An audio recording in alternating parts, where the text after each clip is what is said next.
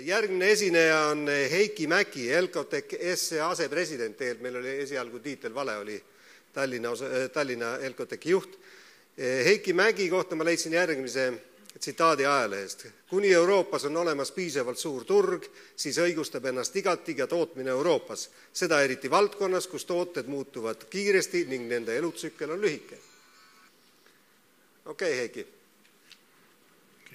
Ole kena. Kuidas töötab? Sitten tos. Okay, I will think also that I will speak in English in that time because the time limit is quite strict, so that let's see how I can manage in this time. Okay, so let's start. So first of all, like everybody else has also stated, that the availability of the resources is one of the important issue what we might have here, so that because we are not willing to go again the situation that this same kind of salary rally that it was some years ago here start again, because that is one of the crucial issues for the industry at least. And then the other issue that we need to have the quality of the resources in both sides, in university area as well as in a vocational or in medium sector, because both of those will be needed. Not only so that we have plenty of those rahvusvahelisi ärijuhti, like we have said, that we need also people who understand what to do. So basically, right skills.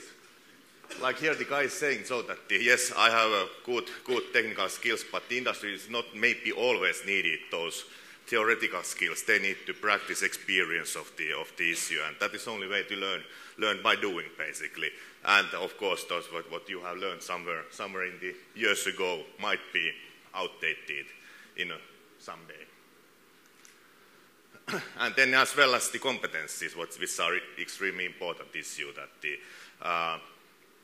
it's not only that skills what you have, the competencies that you can also act and use your skills what you have or what you have learned in the universities or the schools, or utilize your experience, so that you can serve better in the company and making happen those issues what you have learned in the theory side.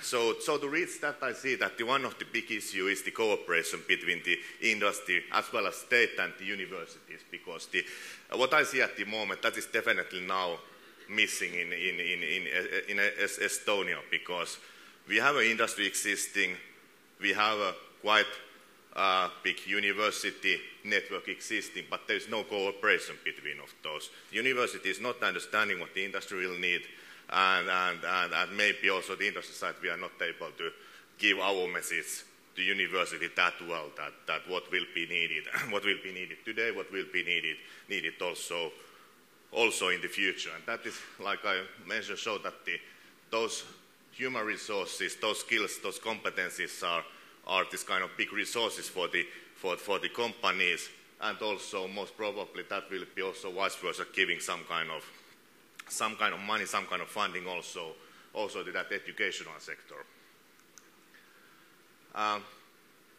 If all of those issues are more or less in place, let's say, so we have the skills, we have the people, we have the good cooperation between universities, industry already existing, why not to try to get to some kind of bigger R&D sector or R&D unit to Estonia also. But if you don't have those people, if you don't have the skills, if our university sector is even not understanding what will be needed, definitely nobody is not coming, and that will be also needed huge support from states, government or state side that they sell Estonia to those. I think so. There's many countries in the world at the moment who would like to get, for example, Ericsson or ABB. Like you have already good, rather big production units already existing in the Estonia.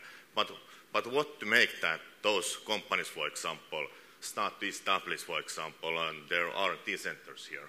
It's a huge investment, of course. It's a huge risk for the companies, and that should be then do together with the existing resources what we have, industry, university, and also governmental as a cooperation.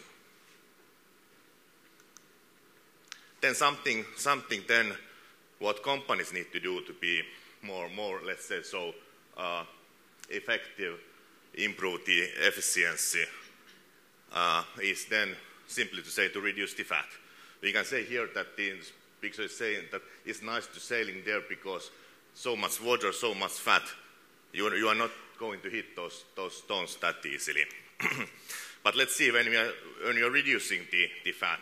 And we can also say that the fat means also in the company side that is cost.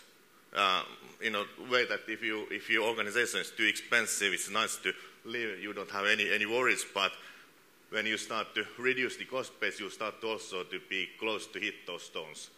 And there is then many ways to tackle those issues, but then you need to have, of course, those skills, those competencies. You need to know how to do it. And then, yeah, you need to reduce the waste also know what you are doing, but also doing only issues which are adding value. So this kind of days, in that sense, we can say should be over.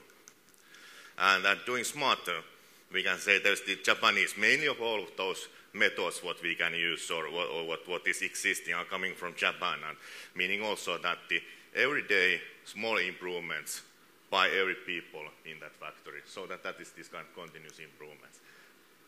Those are also a good example that how stupid way you can do things basically. Transporting materials around the factory, for example, at least 10 different buffers and total mess.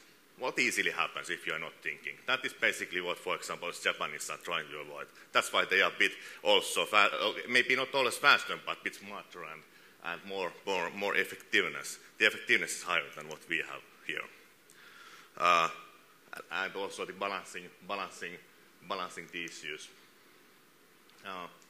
Yeah, not always the question that do I have enough, can I get that much of resources? The question should be always that how can I do those things with less resources? And okay, there is service offering, expanding issues. We can say competitiveness is the issue we need to increase. And like they said that okay, if you can do nothing else, then you need to start to marketing something. That if there is nothing else to do. Yeah. Thank you, Heikki. I'm sorry for these 16 slides you couldn't show us. But almost. No. That was okay. Thank you very much.